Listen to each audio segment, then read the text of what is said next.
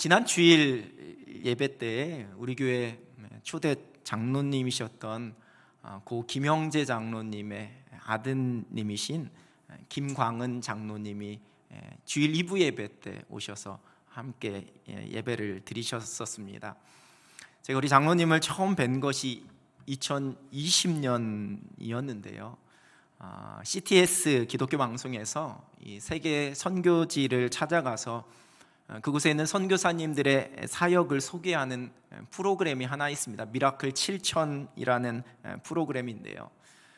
장로님과 이 김광은 장로님과 그 가족들이 해외 선교지에 특별한 섬김을 하고 싶어서 기도하고 있었던 차에 이 방송에서 인도네시아 윤용호 선교사님이 신학교 사역, 중고등학교 사역, 유치원 사역, 또 오지에서 사역하는 그 모습을 보시고는 저곳을, 저 선교사님을 좀 섬기고 저곳에 귀한 일을 좀 해야겠다라는 그 마음이 드셨답니다.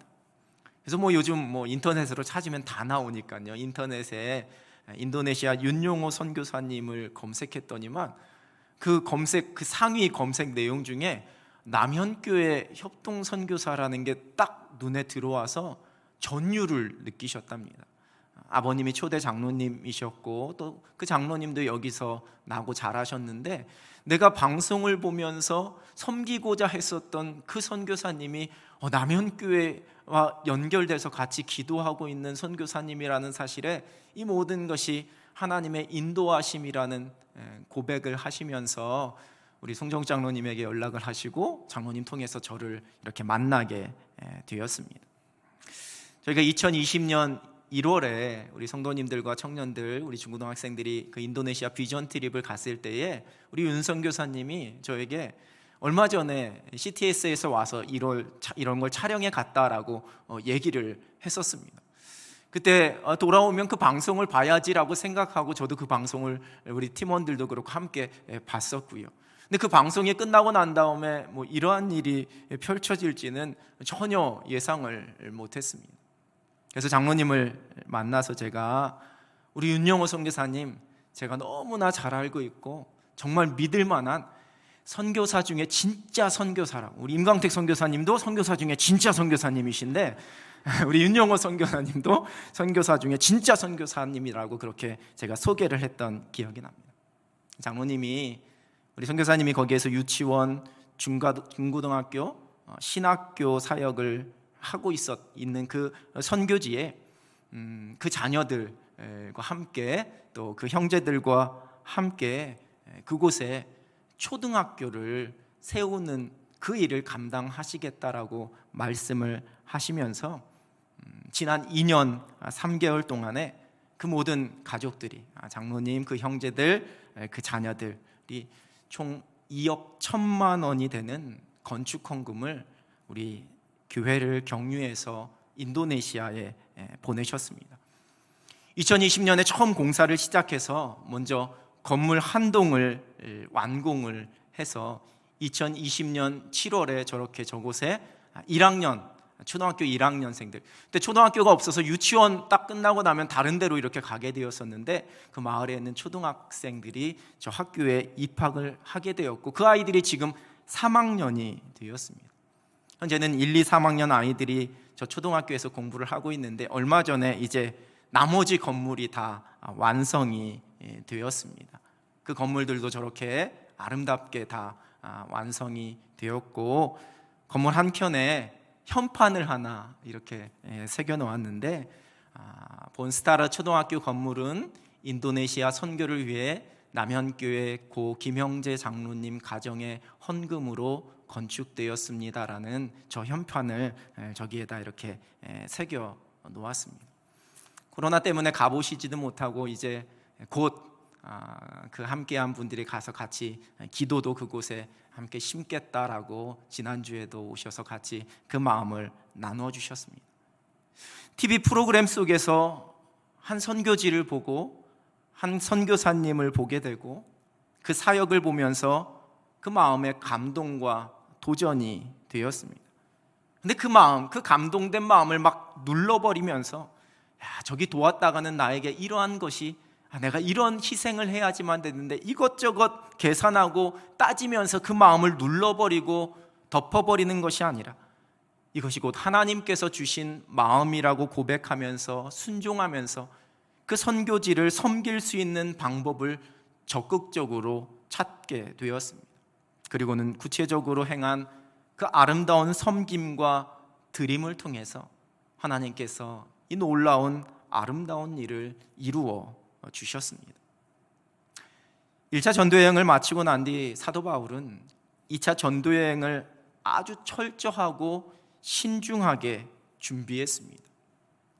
1차 전도여행에 동행했었던 바나바와 다투었던 이유가 그 1차 전도여행 중간에 되돌아간 그 마가를 2차 전도여행 때 다시 데리고 갈 것이냐 그렇지 않을 것이냐의 문제 때문에 서로 다투게 됩니다. 바나바는 함께 데리고 가자라고 이야기했고 바울은 그렇게 할 수 없다라고 말합니다. 사도행전 15장 38절 새번역 성경입니다. 그러나 바울은 밤빌리아에서 자기들을 버리고 함께 일하러 가지 않은 그 사람을 데리고 가는 것을 좋게 여기지 않았다. 어떻게 보면 바울이 참 냉정하고 아주 차가워 보입니다. 그 마가의 실수와 실패를 잘 품으려고 했었던 바나바들, 그렇게 행한 마가와는 나는 더 이상 함께 할 수 없다라고 이야기하는 바울. 그러나 이 또한 사도 바울이 2차 전도 여행을 계획하면서 1차 전도 여행 때에 아쉬웠던 점을 철저하게 보완하고 준비를 했었기 때문에 그 2차 전도 여행을 통해서 이루려고 하는 그 계획들이 너무나 컸기 때문에 그래서 조금이라도 불확실한 것은 처음부터 해결하고 출발하려는 그 생각 때문에 나는 마가를 데리고 갈 수 없다라고 그렇게 이야기했을 것입니다. 그래서 결국에는 둘이 갈라져서 각기 다른 길로 2차 전도 여행을 출발하게 됩니다. 물론 이 모든 것도 합력하여 선을 이루시는 하나님의 손길임을 우리는 고백하게 됩니다. 실라와 함께 수리아와 길리기아를 향해 간 바울은 루스드라에 이르러서 디모데를 만나게 됩니다.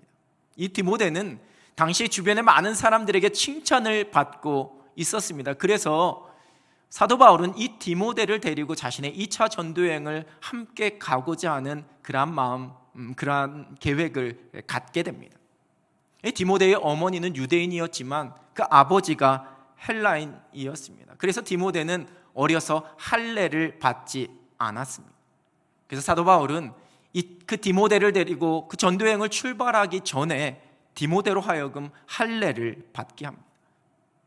우리가 알고 있듯이 사도 바울은 복음을 전하면서 율법이 아니라 오직 십자가의 은혜, 그 십자가 복음, 오직 예수 그리스도를 통해 구원받는다라고 선포했던 사람입니다. 이방인들에게 유대인이 가지고 있었던 그 율법을 마치 무거운 멍에처럼 지워서는 안 된다라고 주장한 사람이었습니다. 할례나 무할례가 복음 앞에서 아무런 의미가 없다라는 것을 이야기했습니다. 그랬던 사도 바울이 이 디모데에게 할례를 행하게 합니다. 그 이유는 그들이 행하고자 했었던 그 복음 전파 사역에 아주 자그마한 거침돌이라도 되지 않게 하기 위해서였습니다. 바울이 원래 계획했었던 2차 전도여행의 그 전도는 이 회당들을 중심으로 한 유대인들에게 복음을 전하는 것이었습니다. 그렇게 유대인들에게 복음을 전하는 사역 중에 자신과 함께 복음을 전하는 일행 중에 할례를 받지 않은 디모데가 있으면 그 유대인들이 자신들을 거부하고 그것을 빌미로 해서 그들을 꼬투리를 잡을까 해서 출발하기 전에 디모데에게 할례를 받게 한 겁니다. 할례 자체는 중요한 것이 아니었지만 복음을 전하면서 만나야 할 대상, 벌어지게 될지도 모르는 일들, 그 유대인들을 향한 그 모든 것을 고려한 것이었습니다. 그만큼 사도 바울은 이 2차 전도 여행에 아주 철저한 준비와 계획을 가지고 그렇게 임하고 있었습니다. 그런데 이러한 전도 여행의 여정 속에 성령이 아시아에서 말씀을 전하지 못하게 하셨다 성경은 기록합니다. 저 부르기아와 갈라디아 땅으로 다녀가서, 저 위에 황토색 땅이죠, 무시아 앞에서 또 저 비두니아로 가려고 애를 썼지만 예수의 영이 허락하지 아니하셨다 기록합니다. 전도하기 위해 여정을 떠나려고 할 때마다 계속해서 막히는 상황이 펼쳐지는 겁니다. 자신이 가지고 있었던 계획과 그 시간표가 마구마구 흐트러지고 막히고 있는 상황이었습니다. 요즘 우리 젊은이들, 청소년들 사이에 이 MBTI라는 성격 유형 검사가 아주 다시 유행하고 있습니다. 이게 아주 오래전에 개발되고 오래전에 한번 이렇게 선풍적으로 인기를 끌었었는데 다시 요즘 우리 사회 속에 이게 유행하고 있는데요. 이 검사 이 질문지를 가지고 답을 다 하고 나면 마지막에 그 답에 따라서 16가지의 성격 유형으로 판정을 해줍니다.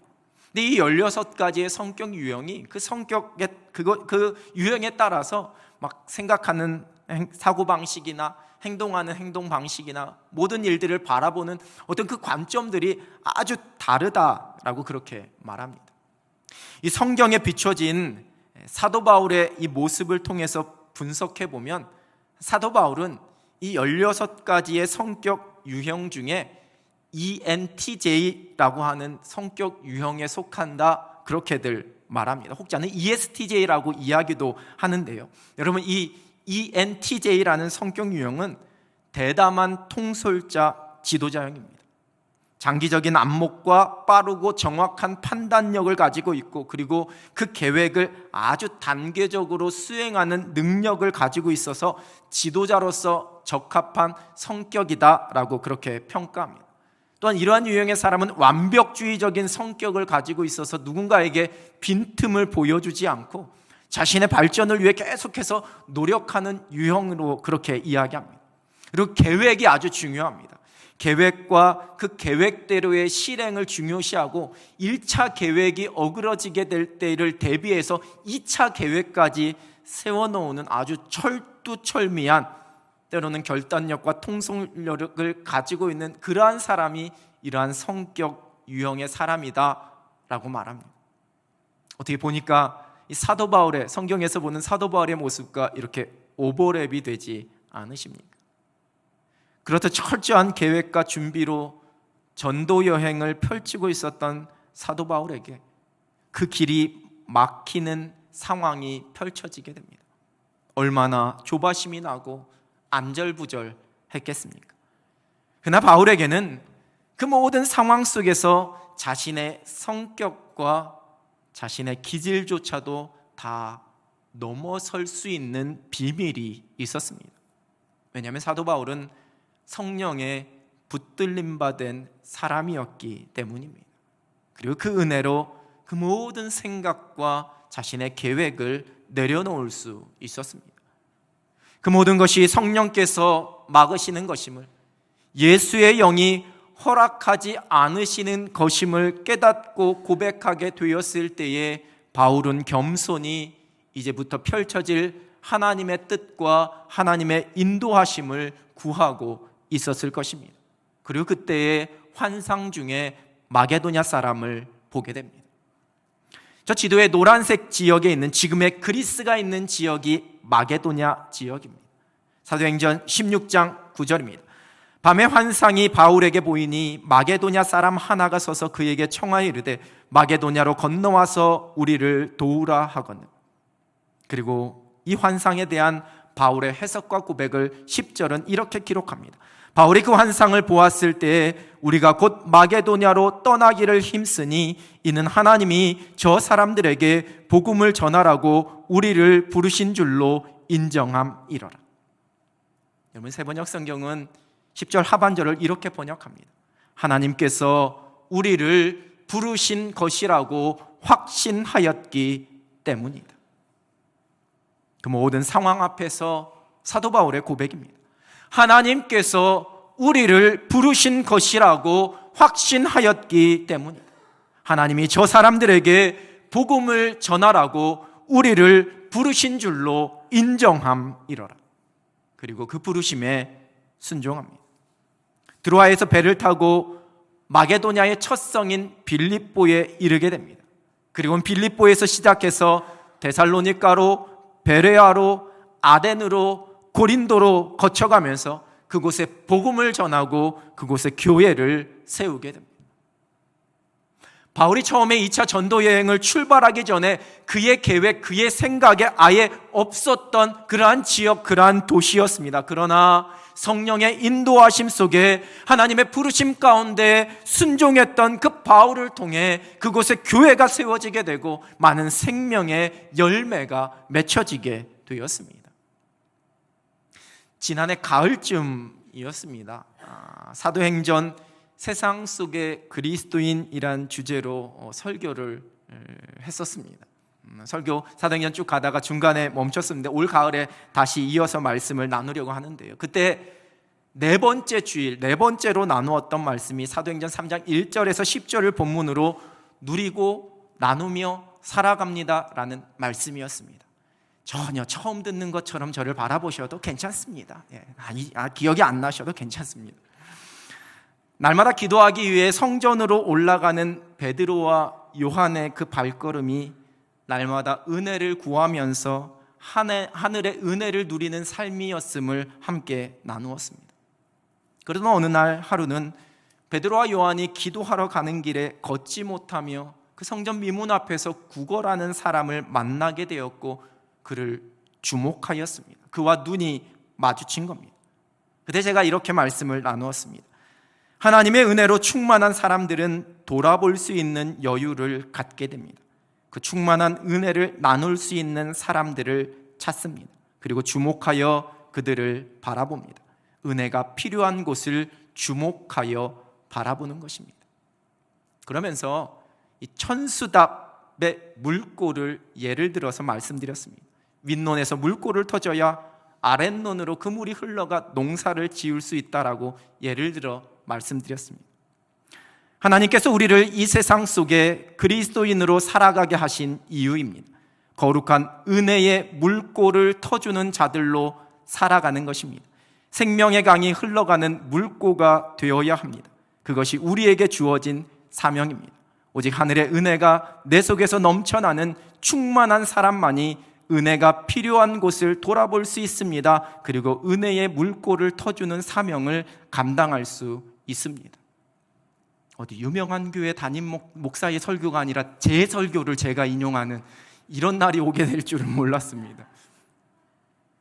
그날 예배 마치고 난 뒤에 어느 부부가 목양실에 찾아왔습니다. 그리고 본인들이 이러한 은혜의 물꼬가 되고 싶다면서 꼭 도움이 필요한 분들이 있다면 목사님 언제든지 말씀해 주시면 그분들에게 저희가 받은 은혜를 흘려보내고 싶으시다라고 말씀을 하셨습니다.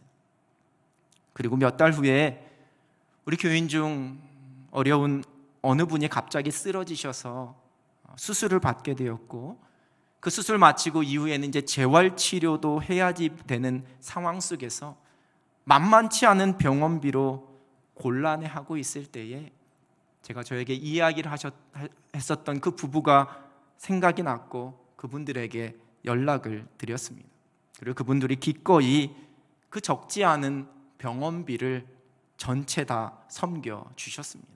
자신들의 이름을 절대로 밝히지 말라고 하시면서요.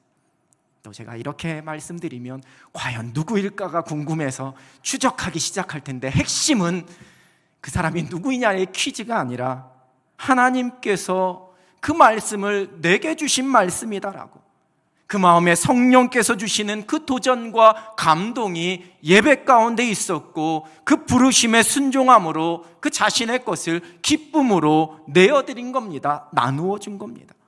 하나님이 부르신 줄로 인정함이로라. 선교사에게 또한 어려운 사람을 돕는 일에 쓰임받기 원한다면서 자신의 것을 기꺼이 나누시는 그러한 분들이 계십니다. 여러분 어떠한 마음일까요? 하나님이 부르신 줄로 인정하는 마음입니다.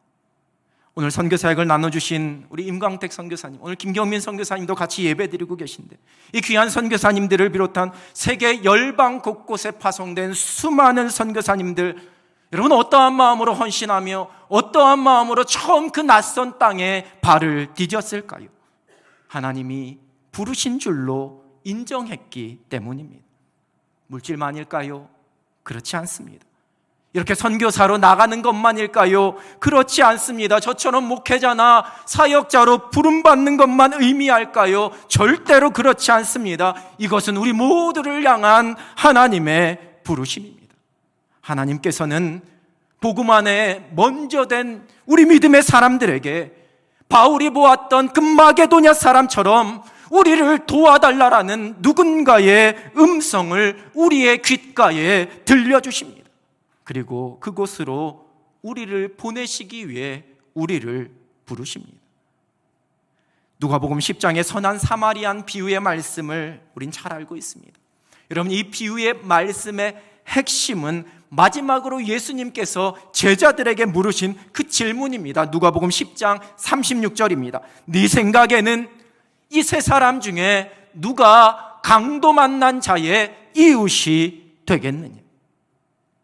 하나님께서는 믿음 안에 먼저 된 저와 여러분이 이 세상 속에서 강도 만난 자, 예수님을 알지 못하고 사망 권세에 눌려서 살아가고 있는, 세상의 수많은 어려움과 삶의 무게와 질병과 가난과 억압과 상처 속에 공고함에 눌려있는 그러한 강도 만난 자들의 좋은 이웃이 되어서 그들에게 자비를 베풀어야 한다라고 말씀하고 계십니다. 십자가 복음으로, 하나님의 사랑으로, 하늘의 위로로 우리에게 베푸신 작은 것으로, 우리에게 베풀어 주신 그 은혜로, 우리가 가지고 있는 것으로 그들을 위해서 나누며 기도하며 그 필요를 채워줘야 함을, 그들을 도와야 함을 말씀하십니다. 우리가 예수 그리스도를 알지 못하고 세상의 헛된 소망을 붙잡으려고 몸부림치는 자들의 좋은 이웃이 되어야 합니다. 이 상도동 언덕 위에, 이 지역 사회 속에 우리 교회가 지금까지 존재하는 이유입니다. 삶의 무거움과 궁핍함 속에 힘들어하고 절망하는 자들의 좋은 이웃이 되어야 합니다. 전쟁으로 그 삶이 무너져 내리고 삶의 터전을 잃어버리고 미래를 꿈꿀 수 없는 소망을 잃어버린 자들의 좋은 이웃이 되어야 합니다. 저와 여러분이 살아가고 있는 우리의 삶의 자리에서, 우리가 사랑하는 이 조국 대한민국에서, 그리고 우리가 품어야지만 되는 세계 열방 곳곳에서 아직도 많은 사람들이 건너와서 우리를 도와달라 외치고 있습니다. 우리가 그들을 향하여 우리의 마음을 엽니다. 우리의 가진 것을 나눕니다. 여러분의 귓가에, 여러분의 마음속에 여러분의 사랑과 관심과 기도와 위로와 나눔, 그 도움을 요청하는 누군가의 목소리가 들리시는지요? 하나님께서는 사도 바울처럼 자신의 모든 계획과 생각을 내려놓고 그 부르심에 온전히 순종할 사람을 찾고 계십니다. 기다리고 계십니다. 건너와서 우리를 도우라는 그 외침이 이 시대 속에 여전히 들려옵니다. 우리로 듣게 하시고 우리로 보게 하시는 그곳에 하나님께서 바로 우리를 부르신 줄로 인정하면서 순종함으로 우리의 손을 내밉니다. 사랑의 수고로 복음의 사명을 감당함으로 하늘의 위로자로 중보 기도자로 그 사명을 감당합니다. 그리고 그러한 부르심에 순종하는 헌신과 그 섬김 위에 하나님께서 더 놀라운 은혜로 갚아주시고 그 삶을 책임져 주십니다. 더 많은 것으로 채워주십니다. 하나님의 부르심 앞에 순종하며 살아계신 하나님 그 아버지의 마음을 품고 생명의 복음을, 하나님의 사랑을, 그 주신 은혜를 기쁨으로 함께 나누며 살아갈 수 있는 여러분, 우리 사랑하는 남연 공동체가 되기를 우리 주님의 이름으로 축원합니다. 기도하겠습니다. 하나님 아버지 감사합니다. 우리를 복음 안에 그리스도의 사랑 안에 먼저 된 자로 불러주시고 여전히 우리의 귓가에 우리의 도움이 필요한 자들의 음성을 들을 수 있도록 성령께서 우리의 마음을 감동하여 주시니 하나님 감사합니다. 주님 주시는 마음, 그 주님의 부르심 앞에 우리가 머뭇거리지 않게 하여 주시고 그 부르심에 순종하며 그 부르심에 우리의 것을 나누며 하늘의 놀라운 복의 통로, 은혜의 물고로 쓰임받게 하여 주시옵소서. 예수 그리스도의 이름으로 기도드립니다. 아멘.